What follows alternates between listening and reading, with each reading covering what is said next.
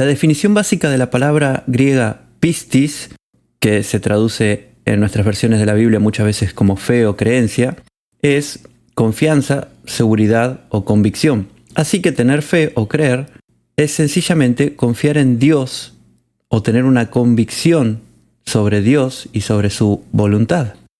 Pero si vamos al término en hebreo, el que se usa en el Antiguo Testamento, entre ellos la fe no era solo una confianza que está en la mente, sino que era algo que debía ser evidenciado en las acciones.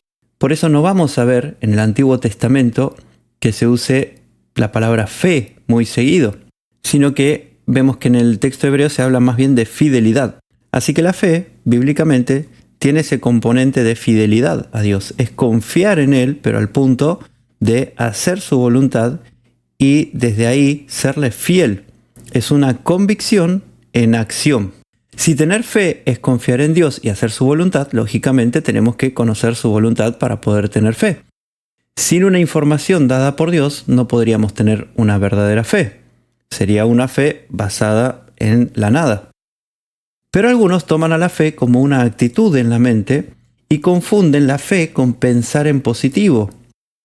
Y si bien pensar en positivo tiene sus beneficios a nivel psicológico, ningún pensamiento positivo puede activar el poder espiritual de Dios. Dios no responde a nuestra positividad, sino a nuestra obediencia, a nuestra confianza en Él. La doctrina de la ley de la creencia o la ley de fe que hay en una parte del cristianismo nos dice que todo lo que creemos, eso sucede, e incluso que es una ley que funciona para los incrédulos también. Esas son ideas que no vienen de la Biblia, sino del paganismo y de la metafísica.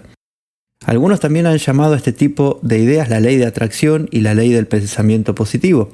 Este tipo de ideas suelen ir de la mano con lo que llamamos la teología de la prosperidad. Si bien no son exactamente iguales, pero por lo general los que enseñan uno enseñan la otra. Esta teología de la prosperidad dice que si uno tiene verdadera fe va a tener también un buen pasar económico. Se ve que para esta gente el apóstol Pablo no fue un hombre de fe.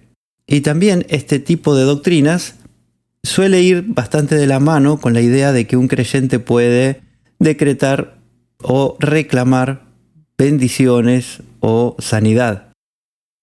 En metafísica y ontología se enseña que la ley de la creencia nos dice que aquello en lo que creamos emocionalmente es lo que en definitiva se convierte en nuestra realidad. Cuanto más intensamente creas que algo es verdad, más posibilidades hay de que ese algo se convierta en algo verdadero para ti. Esto nos dice la metafísica, la ontología. E.W. Kenyon, un reconocido escritor cristiano, decía que la fe en tu propia fe es la ley del éxito en el reino del espíritu. Victor Paul Wilber, otro escritor cristiano, decía que la ley de la creencia es la más grande ley en la palabra y en todo el mundo. Creer funciona igual para el santo como para el pecador. Y otros autores populares en el cristianismo como Joyce Meyer, Joel Osteen, Kenneth Hagin, Paul Yonggi Cho y Benny Hinn, entre muchos otros, sostienen ideas similares con diferentes matices. Pero la Biblia jamás menciona ninguna ley de creencia. Y con un solo versículo podemos derrumbar por completo todas estas ideas. Lamentaciones 3:37 nos dice: ¿quién será aquel que diga algo y eso ocurra sin que el Señor lo haya mandado? Nadie, absolutamente nadie, por más que piense o repita sus deseos una y otra vez, va a obtener algo de Dios si no es su voluntad. En todo caso, si una persona logra atraer a su vida algo sin haber hecho la voluntad de Dios, lo más probable es que venga como consecuencia del propio esfuerzo o de otra fuente espiritual, del adversario, del diablo. Nadie va a conectarse con el poder de Dios solo repitiendo un pensamiento positivo en su mente. Al poder de Dios accedemos mediante la oración y mediante la obediencia en fe a su palabra. Si yo quiero una casa, un auto, un teléfono o quiero sanidad, lo que tengo que hacer no es creer por esas cosas, pensar en positivo o repetírmelo. Lo que tengo que hacer es orar a Dios, pedirle a Dios, decirle: quiero esto. Si en la oración Dios me da una instrucción específica o un impulso específico a hacer algo, recién ahí tengo que creer. Creo en la instrucción que me dio Dios. Si, por ejemplo, Dios me dice que para mejorar mi salud tengo que cambiar mi alimentación, Entonces yo creo lo que Dios me está indicando, cambio mi alimentación y entonces voy a poder decir que estoy creyendo para ser sano. Estoy creyendo en lo que Dios me indicó, que es cambiar la alimentación.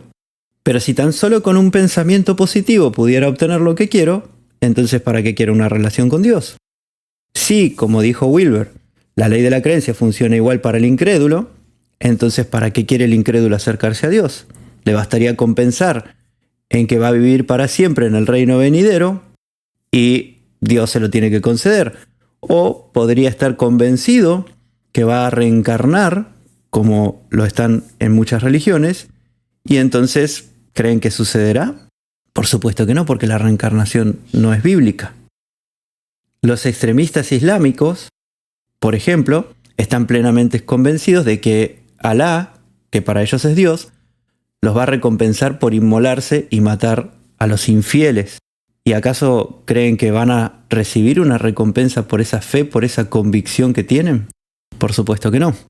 Estos son ejemplos extremos, pero espero que sirvan para entender que no hay una ley de la creencia que funcione igual para creyentes o para incrédulos. Lo que hay es un Dios que es todopoderoso, que es sabio, que nos ama y que cuando acudimos a Él, Él nos ayuda y nos provee.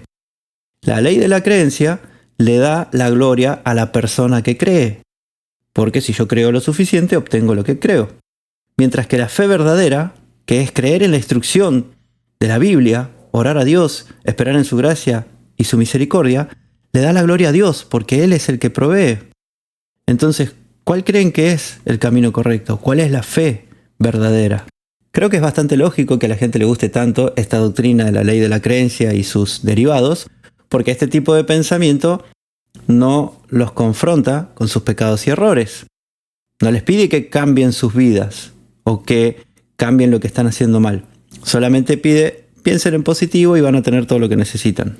Por otro lado, la Biblia nos alienta a cambiar, a buscar la santidad, a andar en justicia, a morir al pecado, a corregir lo que está mal en nosotros, y eso a veces duele.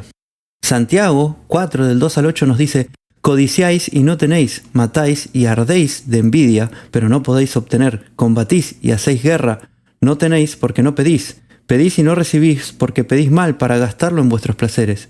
Gente adúltera, ¿no sabéis que la amistad con el mundo es enemistad con Dios? Por tanto, cualquiera que quiere ser amigo del mundo se constituye enemigo de Dios. ¿O suponéis que en vano, dice la Escritura, el Espíritu que Él hizo morar en nosotros nos anhela celosamente? Pero Él da mayor gracia, por eso dice: Dios resiste a los soberbios, pero da gracia a los humildes.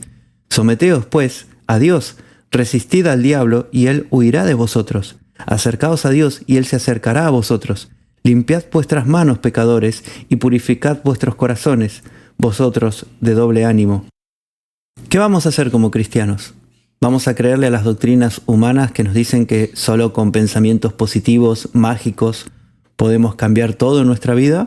¿O vamos a creer la revelación de Dios e intentar conducirnos conforme a su voluntad, cambiando lo que esté mal en nuestras vidas, buscando andar en amor y santidad? Segunda de Corintios 7:1 nos dice: así que, amados, ya que tenemos tales promesas, limpiémonos de toda impureza de cuerpo y de espíritu, perfeccionando la santidad en el temor de Dios.